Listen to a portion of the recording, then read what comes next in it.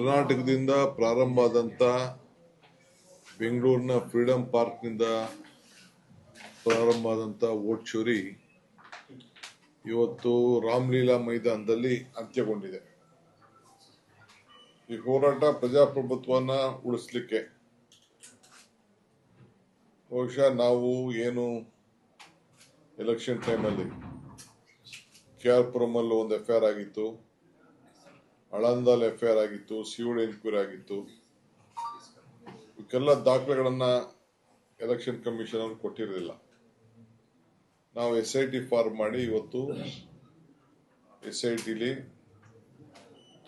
ಒಂದು ವೋಟ್ಗೆ 80 ರೂಪಾಯಿ ಡಿಲೀಟ್ ಮಾಡಲಿಕ್ಕೆ ಇವೆಲ್ಲ ಮಾಹಿತಿ ಎಲ್ಲ ಕೂಡ ಇವತ್ತು ಹೊರಗಡೆ ಬಂದಿದೆ. ಇದನ್ನ ಬಗ್ಗೆ ನಾವು ಅನೇಕ ಚರ್ಚೆಯನ್ನ ನಾವು ಮಾಡಿದ್ದೇವೆ. ಇಡೀ ದೇಶ ಉದ್ದಕ್ಕೂ ಕೂಡ ಜಾಗೃತಿ ಮೂಡಿಸುವಂತ ಕೆಲಸ ಇವತ್ತು ಮಾಡಿದ್ದೇವೆ. ಇವತ್ತು ಈ ಕಾರ್ಯಕ್ರಮಕ್ಕೆ ನಮಗೆ ಸ್ಪೆಷಲ್ ಟ್ರೈನು ಬುಕ್ ಮಾಡ್ತೀವಿ ಅಂತ ಅನುಮತಿ ಫಸ್ಟ್ ಸ್ಟಾರ್ಟಿಂಗ್ ಅಲ್ಲಿ ಹೇಳಿದ್ರು. ಹಣನೂ ಕೂಡ ಸಿದ್ಧವಾಗಿದ್ದು, ಆಮೇಲೆ ಕೊಡ್ಲಿಲ್ಲ. ಅವರವರೇ ಬೋಗಿಗಳನ್ನ ಮಾಡ್ಕೊಳ್ಳಿಕ್ಕೆ ನಮ್ಮ ಲೀಡರ್ಸ್ಗೆ, ಕಾರ್ಯಕರ್ತರಿಗೆ ತಿಳಿಸಿ ಎಲ್ಲ ಅತಿ ಹೆಚ್ಚು ಟ್ರೈನು ಮತ್ತು ಸ್ಪೆಷಲ್ ಫ್ಲೈಟ್ಗಳನ್ನು ಮಾಡಿಕೊಂಡು ಬಂದಿದ್ದಾರೆ. ಎಷ್ಟು ಸಾವಿರಾರು ಜನ ಬಂದಿದ್ದಾರೆ ಅಂತ ಹೇಳಿ ನಿಮ್ಮ ಕ್ಯಾಮ್ರಾಗಳೇ ಸಾಕ್ಷಿಯಾಗಿ ಇವತ್ತು ಉಳ್ಕೊಂಡಿದೆ.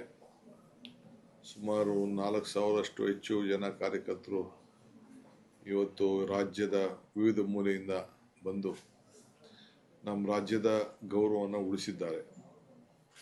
ಒಂದು ತಾವು ತಿಳ್ಕೊಳ್ಬೋದು, ಮೂರೇ ರಾಜ್ಯ ಕಾಂಗ್ರೆಸ್ ರಾಜ್ಯ ಈ ದೇಶದಲ್ಲಿ ಇರ್ಬೋದು, ಆದರೆ ಅಲ್ಲಿದ್ದಂಥ ಉತ್ಸಾಹ ಇದೆಯಲ್ಲ, ಉತ್ಸಾಹ 29ರ ಎಲೆಕ್ಷನ್ನು 28ರ ಎಲೆಕ್ಷನ್ಗೆ ಒಂದು ನಾಂದಿ.